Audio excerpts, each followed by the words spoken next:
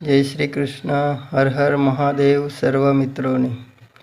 આજે આપણે જાણીશું એક ભગતની કહાની.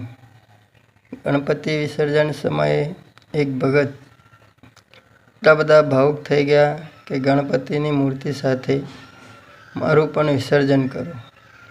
હવે આપણે જાણીએ કે આ ભગત આટલા બધા ભાવુક થવાનું કારણ શું હતું.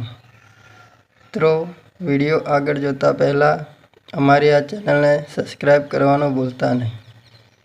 તો ચાલો જાણીએ કહાની. મિત્રો, આ ભગત છેલ્લા 5 વર્ષથી ગણપતિજીની મૂર્તિનું પોતાના ઘરમાં સ્થાપન કરે છે. પોતાની પરિસ્થિતિ નબળી હોવા છતાં ગણપતિની મૂર્તિ પોતાના ખર્ચે લાવે છે. 10 દિવસ ભક્તિથી સેવા પૂજા કરે છે. 10 દિવસ ઘરે રહીને ભગવાનની સંભાળ રાખે છે. આ વખતે ભગવાનમાં એટલા બધા ખોવાઈ ગયા કે તેમને પોતાનું ભાન પણ ન રહ્યું. 10 દિવસ ક્યારે વીતી ગયા.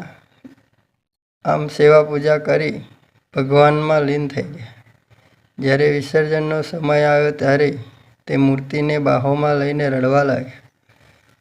તે કહેવા લાગ્યા, મૂર્તિ સાથે મારે પણ પાણીમાં જવું છે.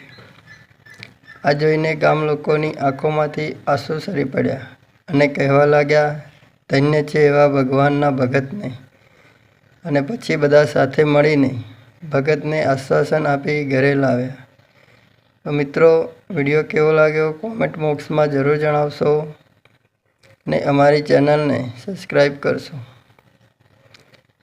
તેવી નમ્ર પ્રાર્થના સાથે જય શ્રી કૃષ્ણ. હર હર મહાદેવ. જય ગણપતિ બાપા.